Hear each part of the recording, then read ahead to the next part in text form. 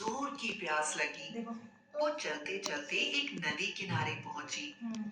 वह जैसे ही पानी पीने के लिए नदी की तरफ झुकी तो फिसलकर नदी में गिर गई। चींटी नदी में बहने लगी। उसी नदी के किनारे एक पेड़ था जिस पर एक कबूतर बैठा हुआ था। उसने चींटी को पानी में डूबते हुए देखा तो उसे दया आ गई।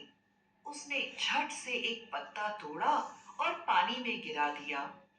चींटी झट से पत्ते पर चढ़ गई और तैरते हुए नदी के किनारे पहुंच गई। चींटी बहुत खुश हुई और कबूतर को धन्यवाद किया और चींटी अपने घर की तरफ चल दी। कुछ दिनों बाद जंगल में एक शिकारी आया। उसने कबूतर को पेड़ पर बैठा हुआ देखकर निशाना लगाया। चींटी ने शिकारी को कबूतर पर निशाना लगाते हुए देख लिया। चींटी झट से शिकारी के पास पहुंची और शिकारी के पैरों में जोर से काटा।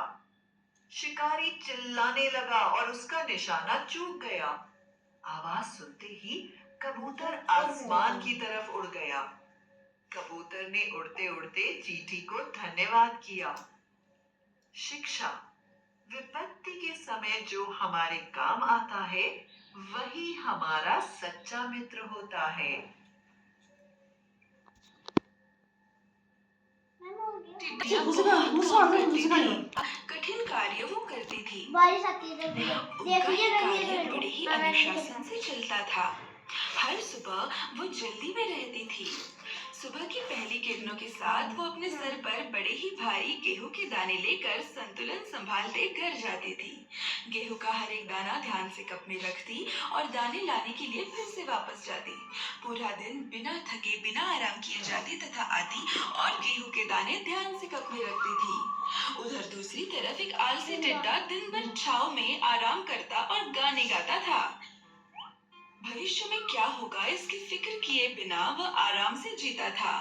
उसे दिन भर काम करने वाली बेचारी चींटियों पे दया आती थी। दिन बीत रहे थे।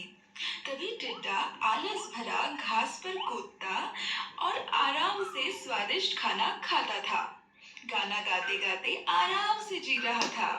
जब चींटियां दाने लाकर घर में अच्छे से संभाल कर रख रही थी और मेहनत कर रही थी। एक दिन हर रोज की तरह सारी चींटियां दाने ला रही थी। तब उनमें से एक चींटी भारी दानों की वजह से नीचे गिरी। इसलिए वो बुरा मानकर रोने लगी।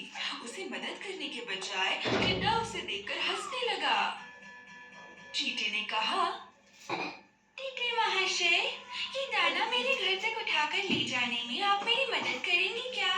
मैं आपकी बहुत आभारी रहूंगी। चींटी की बातों को अनसुना करके टिड्डा अपने ही संगीत में धुंध रह गया।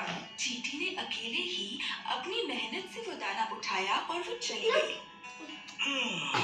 तुम इतनी मेहनत क्यों करती हो प्यारी चींटी? टिड्डे ने पूछा। हाँ, थोड़ा आराम कर लो, थोड़ा मेरा गाना भी सुनो।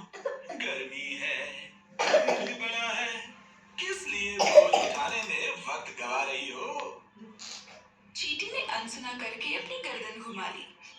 थोड़ा सा जल्दी में ही खेत की तरफ वो रवाना हो गई।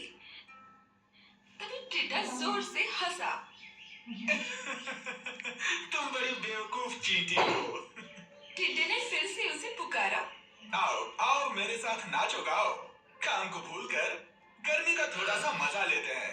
मैं बारिश के मौसम के लिए खाना इकट्ठा करने में लगी हूँ, चींटी ने कहा, और तुम्हें भी ऐसा ही करना चाहिए। हाँ, बारिश की चिंता इतनी क्यों करनी है? टिड्डे ने जवाब दिया। अभी तो हमारे पास बहुत सारा खाना है और बहुत सारा वक्त है बरसात की तैयारी के लिए।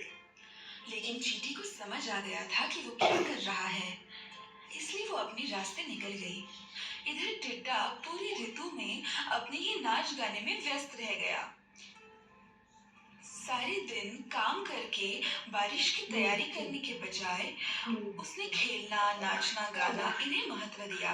ये सुंदर गर्मी के दिन हमेशा रहने वाले नहीं हैं और जल्द ही बारिश और उसके बाद सर्दी आने वाली है, ये तो वो भूल ही गया था।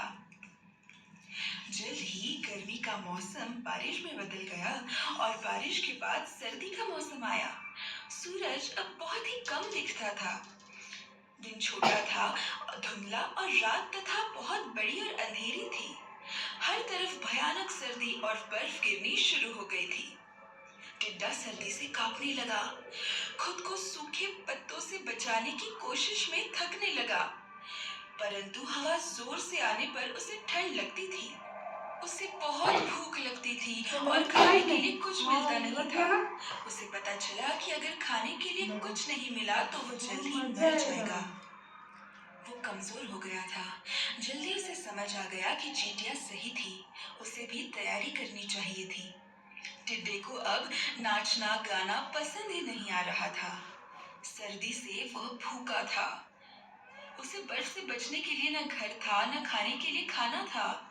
सारी हरियाली और खेत बर्फ से लिपटी थी और खाने के लिए कुछ भी नहीं था। अच्छा हो गया टिड्डा को ना। अब मैं कहाँ जाऊँ? मैं क्या करूँ? टिड्डे को पछतावा हुआ।